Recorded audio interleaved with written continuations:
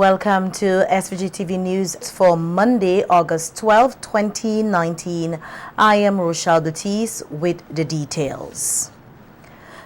The Roads, Buildings and General Services Authority, BRAXA, has commenced its annual summer road cleaning program. The program helps to provide temporary employment to many persons and serves as a means of keeping roads and drains clean, which in the process helps to reduce chances of flooding in many areas across SVG.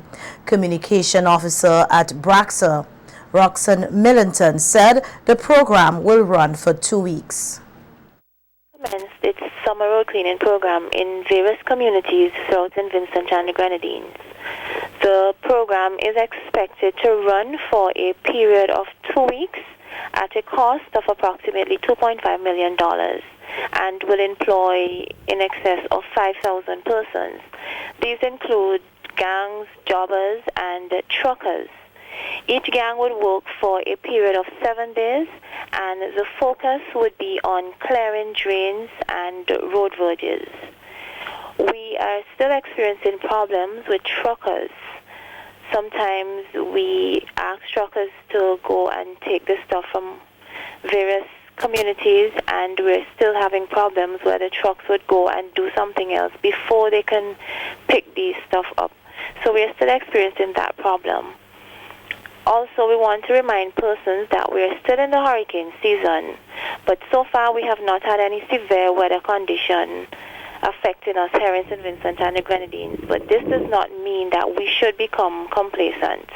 We want to urge the public to keep all drains clear and to protect their surroundings at all times. Bad building practices cannot only affect the structural integrity of buildings, but also have a negative impact on the health of a community and damage public infrastructure.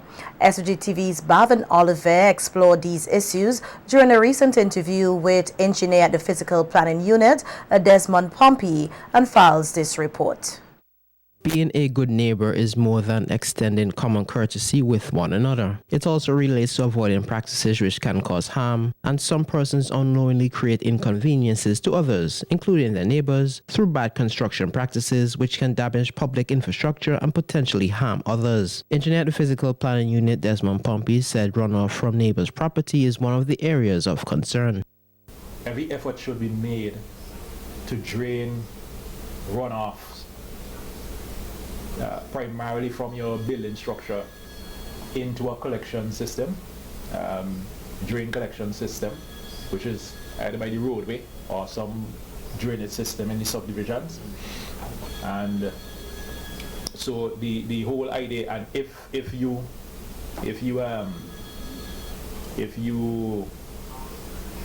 there's no alternative, then some sort of retention structure should be constructed, so that you retain the flow, and of course you can't keep it forever, and if it has to flow out, it flow out at a rate that would be, for lack of a better term, that would be natural, so to speak. That would be the same rate of flow if the structure was not there. He said the leakage from septic tanks and soakaways can create health risks to persons, and he explained the proper way these can be built to avoid harmful effects. That also is a problem when septic system is not constructed properly. They leak, and we live on hilly terrain, so it means that the one at the higher elevation would leak down to people's property at lower elevation. So we insist that these septic systems are of adequate size and constructed properly. They get washed out during storms when they're not built properly. Soakaways that are not built properly get washed out. That is a health problem to everybody. And soakaways must not be left open to breed mosquitoes and crabs, because that poses another health concern. Road infrastructure is crucial to many communities. However, there are practices which can cause damage to the road network. Pompey said one such practice is the dumping of sand and other materials along the roadway. Move it as quickly as possible within 24 hours, because that material goes down in the drain and block the drain and create problems for everybody.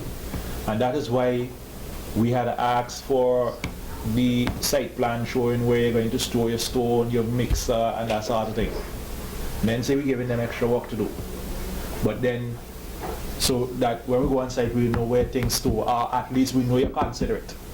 That you have an idea where you're going to put things and not just come and dump things in the road, which sometimes is necessary that you have to put it there, but don't leave it there. Because you're getting complaints from residents, motorists, people driving to and fro, and so on. And in addition to that, you're damaging road infrastructure and you don't repair it. Driveways are convenient for many persons. However, if improperly built, it can be a nuisance to neighbors. Pompey again provided some important tips on how these structures should be built. Your driveway should come when your driveway reach your boundary side. Usually it come over drain. When it come to the drain, that's where it stops. It don't come over the drain and come onto the road. And that's what people, we have a lot of cases of that. That's how people build the driveway. And if you have to cover the drain, you don't cover the drain so that when it blocked with some kind of permanent concrete cover, so that when it blocked, you can't get access to it to clear the drain. Creates more problems. For SVG-TV's Evening News, I am Bavin Olver.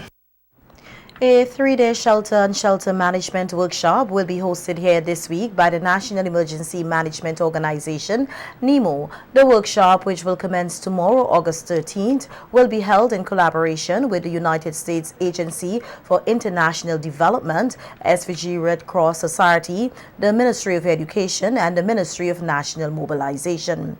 The shelter and shelter management training workshop targets shelter managers and members of the shelter management teams.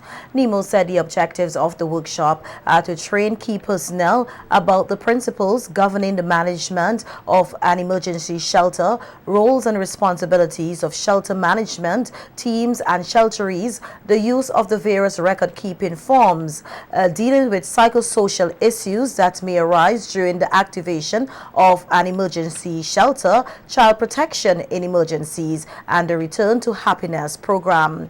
The workshop will be held at NEMO's conference room beginning at 8:30 a.m. each day. Tomorrow's opening ceremony will take place at 8:30 a.m. Sir Vincent Ian Beach will be laid to rest next Monday, August 19, 2019.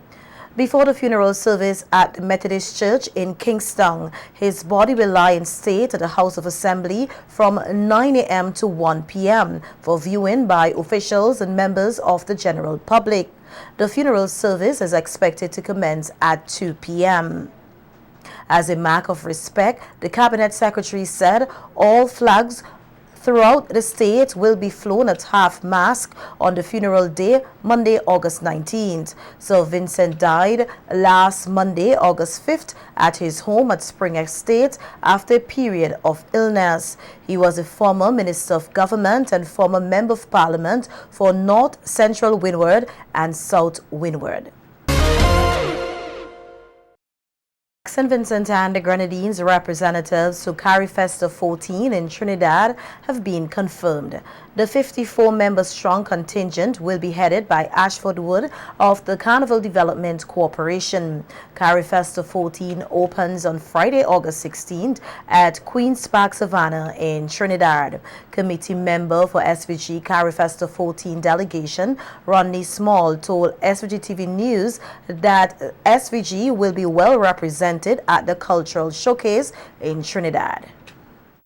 Some of the persons that are on our delegation, we have for Panis, we have Mr. Jomoro Francis and Saeed Bowman. For artists, we have Mr. Orandi Bomani Charles, who is also a part of our management team. We have Casper G, we have El Pank, we have our Raga Soka winner, Hans John. We have our Soca Monarchy, Mr. Magical, Darren Rouse. We have Fire Empress. We have Little Chris, our Junior Monarchy, and quite a few other persons who would be there. We have a live band who would be accompanying all these artists at their performance, and we have about 16 dancers from different dance troupes in St. Vincent and the Grenadines. Well, I don't know everybody personally because that's from the CDN. They were the ones who were responsible for putting together and selecting these small business personnel. So we have 11 persons going from that side of the creative industry. More than 15 countries are expected to participate in this year's Kari Festa activities, with each participating country given a day for the delegation to showcase what their country has to offer. Small said SVG will be on showcase on Saturday, August 17th. Multiple booths that belongs to St. Vincent and Grenadines. We have a country booth that would feature all that St. Vincent have to offer, and there's someone from the Tourism Authority who would be spearheading that booth. And as I said, we have other booths from the creative enterprise sector who would be managing those booths. And yeah, preparation in Trinidad is ready because they've been emailing us every day for information. I've been giving information. When I spoke about preparation, I was talking about St. Vincent delegation, you know what I mean? And I think myself, along with the other management team members, we are quite confident and we are ready to really deliver this presentation, because there's a country-night production and there. Small also noted that while in Trinidad, some members of SVG's contingent will be participating in a workshop which they will also capitalize on to showcase the country. Outside of performances and the creative element, there are also symposiums and workshops that our artists and our creative people going to be a part of and going to be taking part of, because the workshops go throughout the day. So all outside of the grand market and the different stage performances, there are symposiums, open panels and workshops that a lot of our artists and our performers showed interest in, that they would want to be a part of. So, you know, I mean, that's a plus for us here in St. Vincent, because, you know, training is always a good thing. Yeah. But we've been encouraging our selected delegates is that to go out there and build your networking capacity, and I mean, meet people, ask questions, exchange numbers, you know what I mean? So it's really an honor for us as the 54 of us who are going to represent all of you wonderful people here in SVG. SVG's Management Committee for Kari Festa 14 is expected to leave for Trinidad on Wednesday, while the other members of the contingent will leave the following day, Thursday.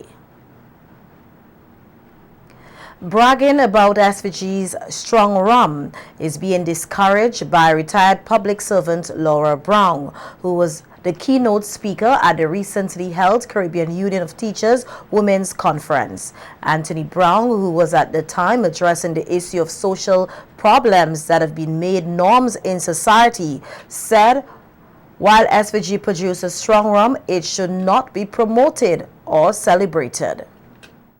In my own country here, listening to the radio and the commentaries about the consumption of alcohol and strong rum, and we pride ourselves as having the best or one of the best strong rums in the entire world, it seems as though strong rum has become a national drink of our country.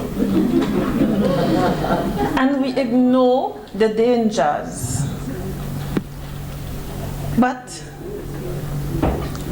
I want to say something else. We might as well brace ourselves for what is to come. Anthony Brown said that statistics have shown that more people are resorting to alcohol when they face problems, and that alcohol is a contributing factor to violent crimes. As cultural norms in our countries, high levels of alcohol consumption in our Caribbean, we have seen creeping up the numbers of persons becoming engaged in violent behaviors. We have seen too an increase in the number, generally speaking, the levels of crime, including drug-related crime. Because there exists, we all know the data, strong evidence of an association between alcohol consumption and violent behavior. Yet, more and more, our people are turning to rum as the go-to drink of choice. Male teachers play an important role in the education system, and their importance was highlighted during a workshop attended by a number of educators designed to improve the reading abilities of students in the country. The workshop was facilitated by the UK Friends of the Mustique Charitable Trust and targeted teachers in the North Leeward, South Leeward, Central Windward, and the North Windward zones. Administration Director at the UK Friends of the Mustique Charitable Trust, Dolores Malcolm, encouraged male teachers to play a keener role in developing male students into productive men of tomorrow. I'm really heartened to see so many men in the audience here. And I have to say so many. And I have to say so many because I'm seeing 4, 5, right? Which is a lot more than 0. So thank you all for joining us. It's usually mainly the women. So, and we need you, the men teachers, the male teachers, because as was said, our boys are the weakest link. But at the end of the day, our boys are our men. So we need to, excuse, I have a flu. So we need to ensure that our men are equally as strong as our women. We need to ensure that we are still empowering our men. Highlighting the importance of reading, Malcolm said such workshops are important to all teachers. Just think about it. When you have a student who goes into an exam and they cannot answer the question, not because they didn't study, you know, but because they just cannot read the question on the paper. That's a difference. And what you all have to understand is that reading is important for every subject. So I heard teachers come up here and saying, okay, it's the reading, the literacy teachers, and it says, no, it's every teacher. Every teacher needs to have this sort of training, because every teacher, you need to read the information in the subject, whether it's maths, whether it's science, whether it's literacy. So it's needed. And the other thing is, I had teachers come up here and they're saying, oh, well, this group of teachers need the attention and this group of teachers need the attention. It's every teacher needs the attention, because every step of the way, starting from grade K, all the way continuous, it's a learning phase. So what happens is grade K is going to teach the kids a certain level of reading, and then they hand them over to the next level and to the next. So it's a work in progress.